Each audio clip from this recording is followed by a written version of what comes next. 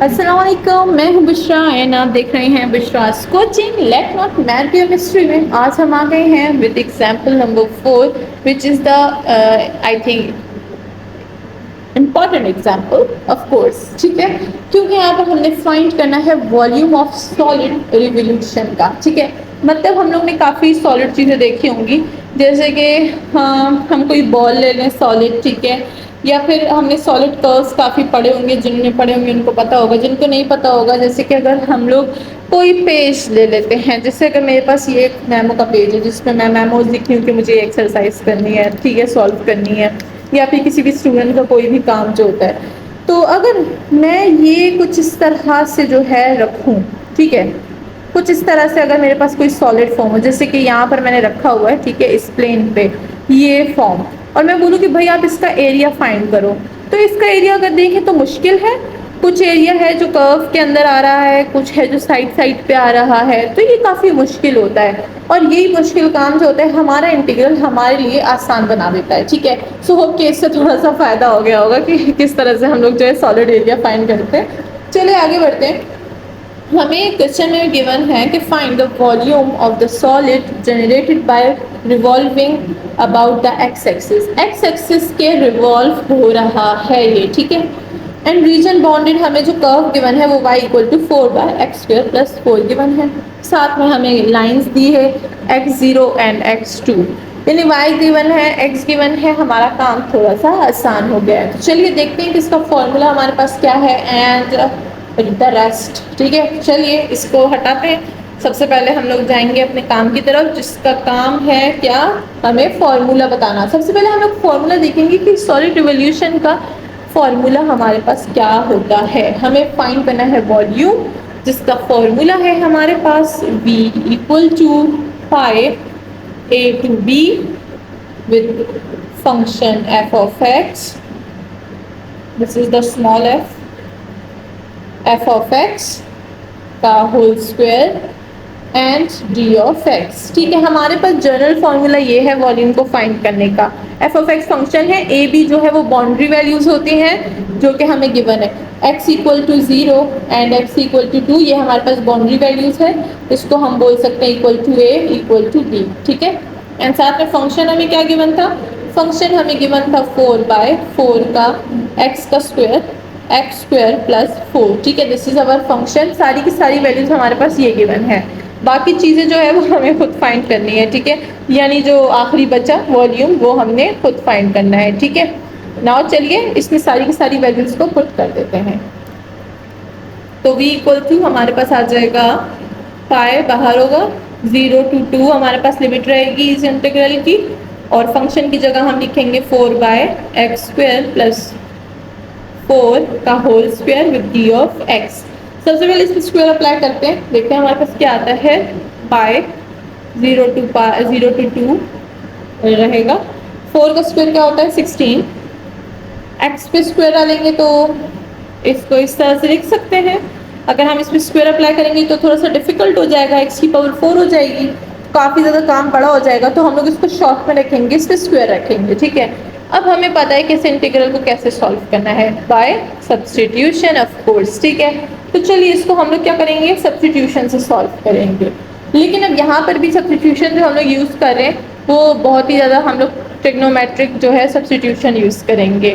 ठीक है, और ट्रिग्नोमेट्रिक सब्स्टिट्यूशन के लिए हमें लाजमी है कि हम जो है सही ट्रिग्नोमेट्रिक फंक्शन चूज़ करें, और वो सही ट्रिग्नोमेट्रिक फंक्शन हम यूज़ करेंगे उसके डेरिवेटिव से। ठीक है, सो अगर यहाँ पर हम लोग हमारा जो है फंक्शन ले लें, लेट कर लें कि अगर हम लोग x को सब्स्टिट्यूट कर रहे हैं 2 टेंजेंट ऑफ थीटा से, ठीक है, हम लोग x को सब्स्टिट्यूट करें 2 टेंजेंट ऑफ थीटा से, अगर इसका हम लोग डेरिवेटिव लें तो d of x equal to 2 secant square of theta with d of theta आएगा। ठीक है, यानी टेंजेंट का डेरिवेटिव हमारे पास इजीली सीकन स्क्वायर आ जाएगा, जो कि हमारे फंक्शन को सेटिस्फाई करेगा। ठीक है, सो इसके लिए प्रैक्टिस की बहुत ज़्यादा ज़रूरत है, आपको हर क्वेश्चन सॉल्व करना पड़ेगा ताकि आपको पता चले कि किस तरीके के कर्व में, किस तरीके के फंक्शन में हम लोग कौन सी ट्रिग्नोमेट्रिक सब्स्टिट्यूशन ले, because we have no idea about the tangent and secant in this question. ठीक है, सो चलिए अब इसको सब्स्टिट्यूट करेंगे इन दिस गिवन क्वेश्चन, ठीक है।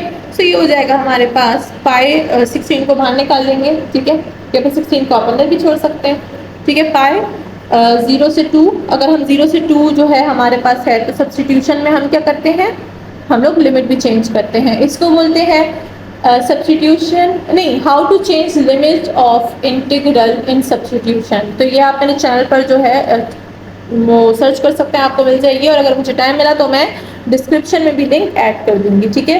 तो आपको लिमिट, इंटीग्रल की लिमिट्स को चेंज करना आना चाहिए सब्स्टिट्यूशन में, सही। नाउ सबसे पहले हम लोग ले लेंगे 16, हमने x क्या लिया था, x हमने लिया था 2 टेंजेंट ऑफ थीटा का होल स्क्वायर हो जाएगा, प्लस ये हो जाएगा 4 और इसका होल स्क्वायर हो जाएगा लाइक दिस, ठीक है। ये हो गया है। डी ऑफ एक्स की जगह हमने क्या लिया, 2 secant square d of theta, ठीक है। तो ये हो जाएगा 2 secant square of theta with d of theta. तो हमारा पूरा का पूरा फंक्शन ये हो गया। लिमिट चेंज नहीं की फिलहाल, अब मैं इसमें लिमिट चेंज कर दूंगी। लिमिट चेंज हम लोग एक्स में करते हैं, ठीक है, एक्स में लिमिट चेंज करते हैं। एक्स इक्वल टू 2 टेंजेंट, और तो ये हो जाएगा 2 टेंजेंट ऑफ 0, जो कि हमें देगा x की वैल्यू 0। तो ये हो जाएगा हमारे पास 0, जैसे कि ऑलरेडी गिवन था। अब हम क्या कर देंगे, हम लोग अपर लिमिट अप्लाई करेंगे, यानी टेंजेंट ऑफ 2।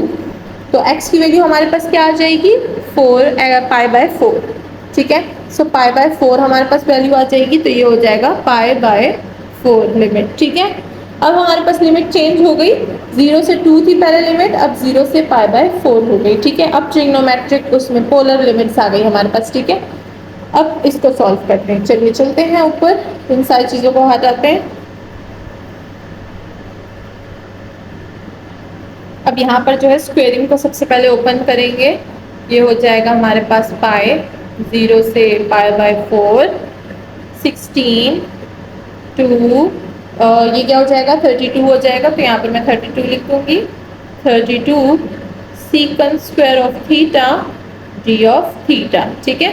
अब 2 का स्क्वायर लूँगी तो मेरे पास क्या आ जाएगा, 4 टेंजेंट स्क्वायर थीटा प्लस 4 का होल स्क्वायर, ये वाला स्क्वायर, ठीक है। पहले मैंने ये वाला स्क्वायर अप्लाई किया, अब मैंने ये वाला स्क्वायर अप्लाई कर दिया, ओके। अब यहाँ का जो है काम खत्म हो गया, ऊपर चलते हैं, बाकी का काम करते हैं, ठीक है।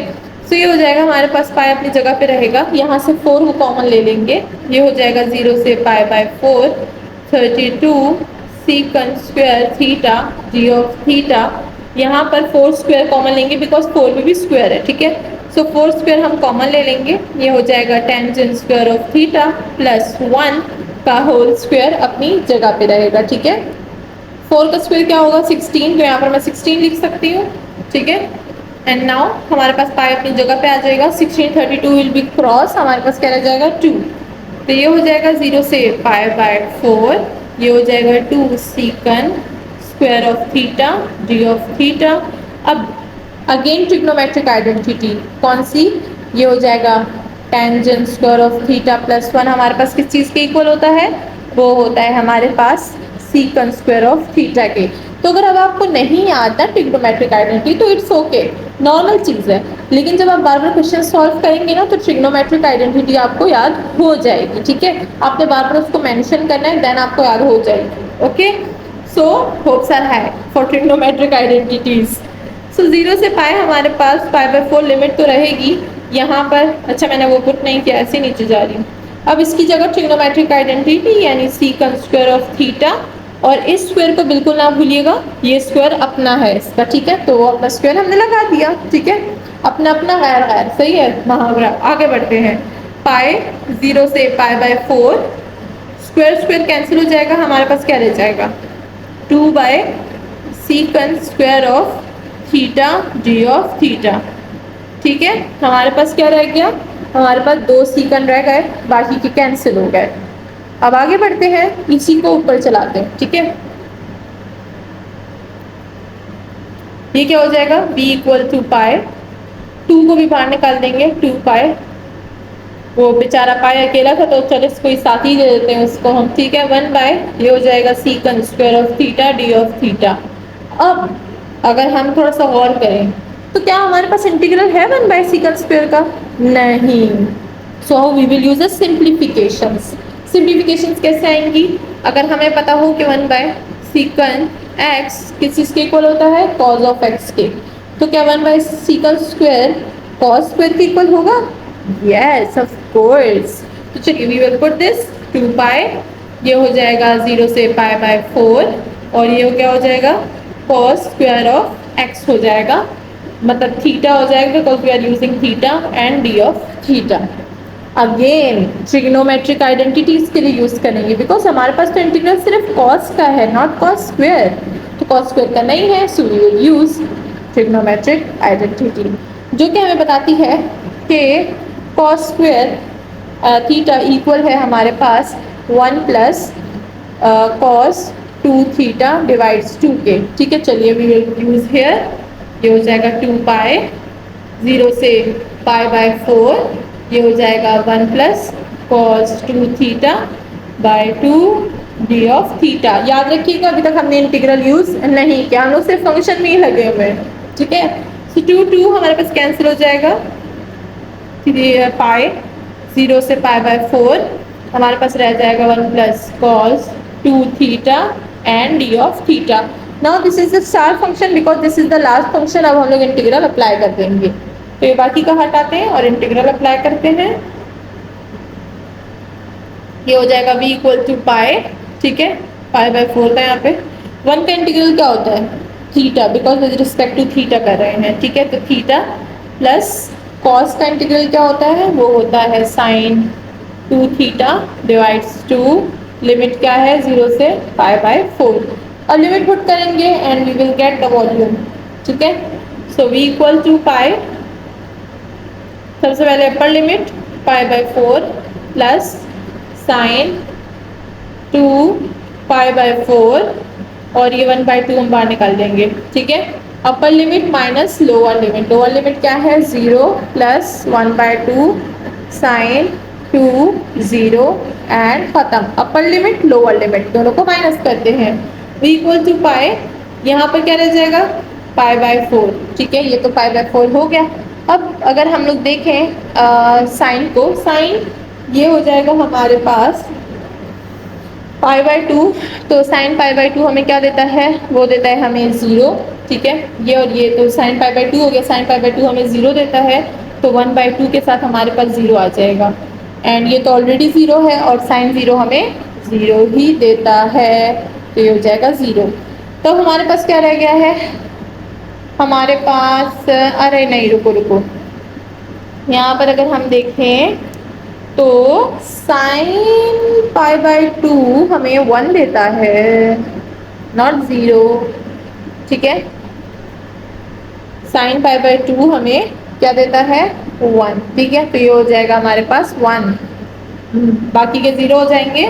v इक्वल टू ये हो जाएगा pi by 4 plus 1 by 2 and this is our answer. अगर आपको इसको और कैलकुलेट करना है तो आप कर सकते हैं, जैसे पाई को अंदर मल्टीप्लाई कर दें तो हो जाएगा pi square by 4 plus pi by 2 हो जाएगा।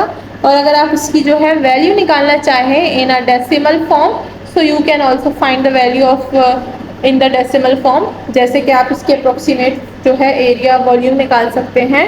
इसको कैलकुलेटर में वैल्यू पुट कीजिए तो आपके पास अप्रोक्सीमेटली 4.04 जो है वॉल्यूम आ जाएगा। ठीक है, so this is our question for solid volume के सॉलिड वॉल्यूम को हम लोग किस तरह से फाइंड करते हैं। होप के फॉर्मूले समझ आ गया होगा, किस तरह से पुटिंग करनी है, किस तरह से ट्रिग्नोमेट्रिक आइडेंटिटीज यूज करनी है, किस तरह से फंक्शन को सिंप्लीफाई करना है, सब कुछ यहाँ पर मैंने बता दिया था। एंड अगर ग्राफ की बात की जाए तो ग्राफ को मैंने स्टार्टिंग में जो पेपर लिया था उससे समझा दिया था। और अगर ड्राइंग की बात की जाए कि ग्राफ को ड्रॉ किस तरह से करते हैं, so let's talk about that, थोड़ा सा उसको डिस्कस कर लेते हैं, फिर चलते हैं नेक्स्ट एग्जाम्पल पर। ठीक है, तो अगर हम लोग जो है region revolving about x axis बनाएं तो हमारे पास किस तरह से बनेगा? हमारे पास जो है जो नॉर्मल हमारा ग्राफ होता है वो हमारे पास कुछ इस तरह से बनेगा। ठीक है, कौन सी वैल्यू से? 1 की वैल्यू से बनेगा। ठीक है, 1 की वैल्यू से जाएगा with the value of some 2। ठीक है, तो ये हो गया हमारे पास हमारा रेंज। लेकिन अगर इसको हम सॉलिड रिवोल्यूशन में ड्रॉ करें तो हमारे पास ये कैसे बनेगा? ये बनेगा हमारे पास कुछ इस तरह से, जैसे ये ऐसे ठीक है। अब इसको जरा मैं ड्रॉ करके बताती हूँ, इसको आप इजीली ड्रॉ कर सकते हैं। ये हो गया। अब इसको हम लोग बड़ा कर लेंगे, ठीक है। So this is the whole जो है हमारे पास हमारा जो ड्राइंग है वो है, ठीक है।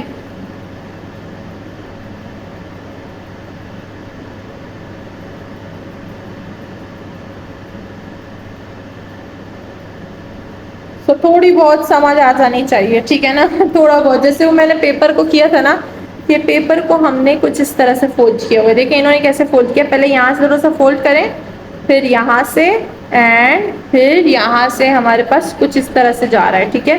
तो ये एरिया जो है ये हमारे पास कुछ इस तरह का एरिया है, ठीक है।